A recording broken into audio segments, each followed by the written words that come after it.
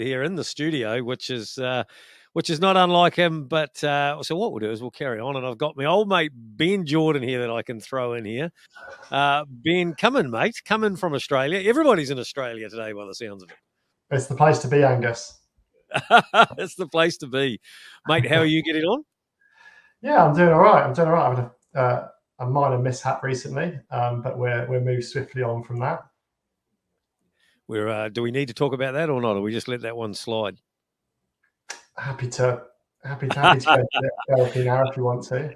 No, that's okay. Just hold your fingers up for those that are watching this. Hold your fingers up and show them what happened. Yeah, that stopped you from making the start line, didn't it? Yeah, it did. Yeah. I've always said the hardest thing is actually getting to the start line. That's exactly right. Richard talks about that all the time. Is the biggest accomplishment is getting to that start line, and you just never know what's going to happen in the background. Ben, you joined us. Garage door just full, eh? Garage door. Watch where you put your fingers. There should have been a child warning on that, shouldn't there? Correct.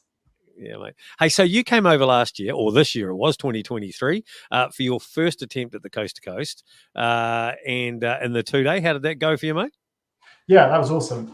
So yeah, came over in February to do coast for the first time. Never done coast before. Like I'd done a heap and a bunch of endurance sport before. So like a lot of cycling. I've done a few Ironmans. So yeah, coast was always kind of on my bucket list. So yeah, came over in Feb and had an awesome time. Yeah, and how did it go? Like, how did you end up? We're talking about our expectations. Did you live up to your own expectations over the weekend? Yeah, so I suppose in terms of the event itself, I'd always known it was like just one massive adventure basically, and just 2 really good days out.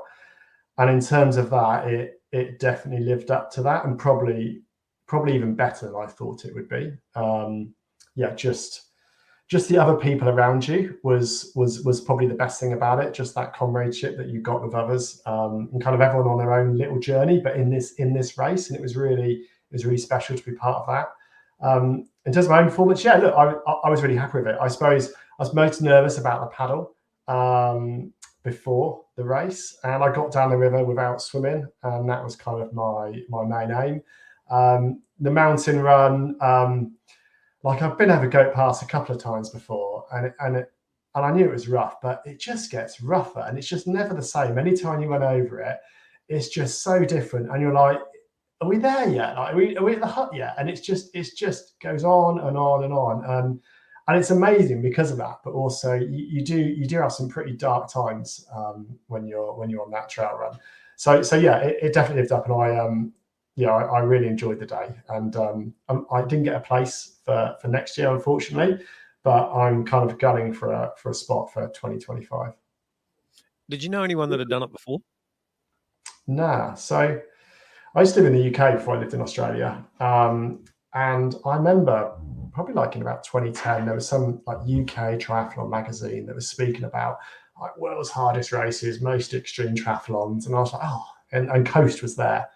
And I would just be like completely blown away by the concept of coast, of one, not only go from one side of the country to another, but just all the different elements of that and the different skills that you needed. It wasn't your bog standard, run, bike, swim. There was this whole new thing called kayaking that you had to learn. And it wasn't just roads you're running on. It was mountains and clambering over boulders, and that just ticked a lot of boxes for me. So it had always been on the bucket list, and when I came over here, it just made it so much more possible because it was so much more close. It was so much closer. Right. You actually came. How many weeks before did you? In fact, actually, you got married and then came on your own for your own honeymoon. Yeah. So very luckily, Coast to Coast was part of my honeymoon. So I'm super lucky to have a very understanding and supportive wife. Yeah, look, I came out in like early January, and I'm super lucky as well. I do have a job, I do work, but I was lucky to be able to work remotely during that time. And I would say that was a big tip I would offer people. Like, it enabled me to get onto the course, so to get over Goat Pass a few times, and probably most importantly, to get down the gorge a few times. I've done a lot of my training in Sydney Harbour. So like my paddle technique in terms of paddle fitness was great. You know, I could paddle a tippy surf ski, in surf, and was loving it. And I actually felt like super confident before I came out to coast. I was like, oh, I'm going to smash the paddle. Like, this is awesome. And then I went on my first run down the gorge with Top Sport, and I was just like, well, far out. Like this isn't Sydney Harbour. Like this is a braided river, and that was just really different. So I just didn't have those river skills, is what I discovered. Like I could paddle well, I could paddle fast, but I didn't have a clue what a bluff corner was. You know, I didn't really know how to paddle rapids at all. But like being over there enabled me to not only get those skills, but also then like feel confident as well. So on the day, I went from first time down the gorge, falling out 5 times, thinking, my God, how am I going to complete this? To like on actual race day, having no dramas, feeling really confident and getting down there with no swims. So yeah. So when you came over and you used our TeamCP support group, obviously coming from overseas and turning up here, I guess, did you ever think about that maybe you could come over and do it yourself and bring some people, or were you always on the assumption that actually what I need is some expert help here, or you know? Yeah, I actually know. So I've got in touch with Richard, and Richard was coaching me anyway for it, which was just awesome. Like just helped prepare me really, really well. But I didn't really know about the support package, and I'd kind of spoken to my now wife and been like, oh yeah, I'm doing this race and I just need you to help me transition. I had no concept of what transition was at Coast. And I thought it was just something like an Ironman, you know. And I was like, oh, I'll be fine. Like, babe, you just hand me some stuff, put some food in my mouth. Like, you know, there's not too much to do. Nothing to it. And I started watching some videos and I was like, oh, there's a bit going on here. And Lauren, my wife, I kind of showed her stuff. She's like, yeah, I don't think I can really do that. So anyway, I found out about the TeamCP support package, and it just took all of that anxiety and kind of worry away from me, I suppose. Like it was good knowing that there were people who knew what they were doing, had kind of seen athletes go through multiple times in, you know, kind of multiple states and multiple aims, and that just really helped. So it was just, yeah, it made everything like really smooth in transition. You guys had like the best spots as well in the transition, which made it really easy for me to kind of come in and out. Don't tell everybody. Yeah, sorry. And there was just like no flapping as well. Like there was no flapping. She's a well-oiled, well-drilled team. It was, and it wasn't just actually the transitions. Because I did the 2-day, you have the overnight in Klondike Corner. So not having the stress of trying to sort all of that out was really, really good. And there's little things like Sandra telling us what time we need to be on the start line, so us not having to walk over and find out what our start wave times was. So I think it was all those little things that just took what could be quite a stressful thing doing into actually quite an enjoyable thing, and you can actually just focus on like dealing with the event in front of you. Do you think that'd be like? Do you think the transition thing and getting your head around that is that the trickiest thing for an overseas athlete? Yeah, because I don't think you have any idea about what that is.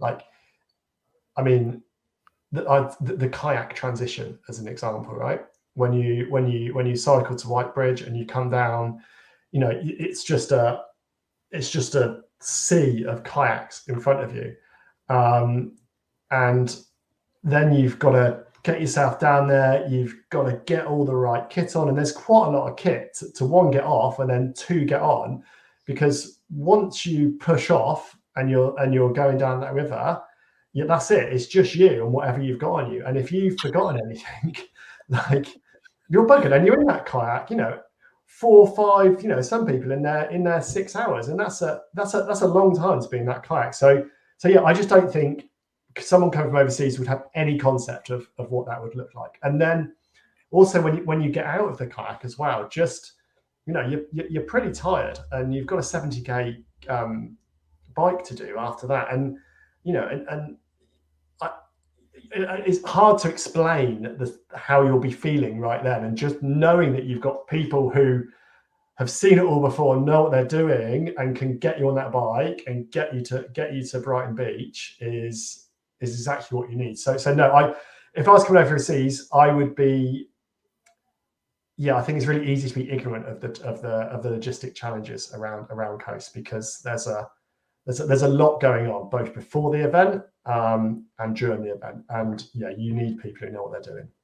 Yeah, and I think whether it's TeamCP or whether it's your own support crew or whatever, they are the support crew we always talk about are some of the most important people in this race. And often we say that you go from support crew to athlete.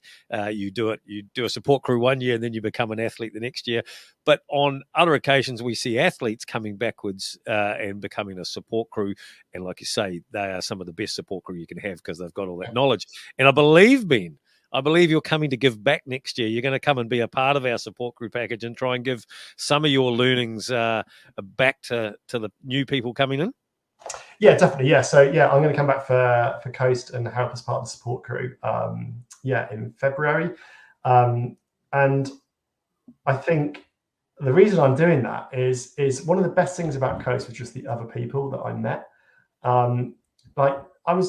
I met people, for like 24 hours, 3 days, and they're like your best mates within like 4 hours of meeting them. And you get to Klondike Corner and you're camping and you're best buddies with everyone. And then you find out who's in your start wave in the morning. So like I was in the same start wave as Boyd, who was a guy who came over from Ireland. And we were both pretty nervous about the kayak leg, but we kind of had this like nice pact between us, and we kind of shared in that adversity together. And then on the bike leg, we almost both didn't want the bike leg to end, because we were like, oh God, the bike leg ends, we've got to get in that bloody boat. But we both kind of helped each other through that kind of time. And that was really nice. And just, yeah, I really enjoyed like when I saw Boyd then get to the finish line, of Coat as well. And Yeah, and go to medal. I just felt, it's just that shared experience that you've all gone through together. And yeah, it's not just you that gets you. It's not just you that takes yourself from one side of New Zealand into the other. There's a huge amount of people supporting you through that, and it's really special to be part of that and part of someone's journey in that. So yeah, it's awesome. Yep. Just before we go, Richard's actually finally got himself back and got himself organised. In fact, we might even bring him in. I've been just holding him out there in the cold, and here he is. He's back. But Ben, probably, what's some key learnings from you as a now completed the Coast to Coast 2-day and about to come back as a support crew? What would your key learnings be out there to all of those that are listening to our podcast? If they're listening to it for their first time, what advice could you give them? Obviously, get organised early. Like there's quite a lot of kit to organise for Coast, and it sneaks up on you. I got myself organised quite early, and I was really happy with that. I saw others who didn't and saw them struggling. So work out get yourself organised early in terms of the kit that you need. That's really, really important. I generally don't know how to have done the event without a coach. I just and a coach who actually understands the event and know the event. There was a guy who I got to know over Coast who had a coach, and he didn't really know what Coast was, hadn't experienced a Coast, and he struggled on some elements. But I think getting a coach and getting someone who actually knows Coast to Coast is absolutely vital. And also, I suppose, connect with others is the best. I connect with others, but probably a bit later than I should have, really. So I think find other people who are doing the event. There's some great Facebook groups, and just connect with others and start talking to them. I've had a few people reach out to me over in Sydney and been like, oh, I've done Coast. Can you come have a chat to me about it? And it just makes such a difference, because you just have so many questions because it's such an unknown. Yeah. So for me, get organised, get a coach, and connect with others, because the best thing about Coast is just going for that experience with everybody. And I suppose finally, just enjoy the whole process. Don't just focus on that race. Coast really is a process, and that training, you've got to enjoy that training. You've got to really lean into it. Don't just focus on the race. The race will be amazing. You'll have an amazing day, but enjoy that whole process of getting to that start line, because it really, especially, really is worth it. That's great advice, Ben. I think that's the key thing, isn't it? And everyone's really willing to share as well, is the other key point. Love sharing the experiences and helping others as well, which is pretty cool. So, no, that's awesome. Well, look forward to catching up with you in February as part of our support crew, and being on the other side of it. It's going to be interesting to see how nervous, or you're probably going to feel quite relaxed for a start, but then actually a little bit sort of gutted towards the back end, I would have thought. Yeah, exactly. Yeah, wishing I had that medal. Yeah. Beauty. Thanks, Ben. Thanks for coming along. And like Rich says, we'll catch up with you a bit later on, mate. All right, take it easy. Well done. Cheers, Ben. Now, for all our listeners out there, they'll have no idea. If you're watching this over Facebook or YouTube, you'll notice that old mate here did drop out. You got a bit of bad Kiwi internet going on there again, mate? What's going on? No, I don't think it was my internet. It was just my computer. Just sort of everything just went shut down. So a couple of restarts later, and we're good to go. Good. Didn't even know. Seamless. I'm sure you held it together well. The Garmin was telling it needed to rest. Is that what it was saying? Like exactly. 48 hours worth. Yeah, that's right. Ben made a good point there about the friends that he's made just over last year, and he's actually talking about Boyd, our resident Irishman, and we actually had a whole group last year, didn't we, on our support crew of Irish guys, all came over together. Boyd's been pretty vocal about the medal that he got, because only 2 of them went home with a medal out of 7, was it? And that friendship continues to go on, and there's been a lot of chat. We've got a chat group that still continues, and through the Rugby World Cup, I can tell you, there's been some good banter. The banter was a bit slow this morning, though, I tell you, from our side. yeah, that's right. Exactly. And I think that's what happens, isn't it, when you're sharing adversity with others? That's the layers are peeled back, aren't they? So that's where true friendships are really made, and the true colours of people step forward. So pretty awesome to have that shared experience with others, and keep those connections rolling. Absolutely. Now, finally, tonight, our final guest on the show, Paula Rule, our mental coach per se,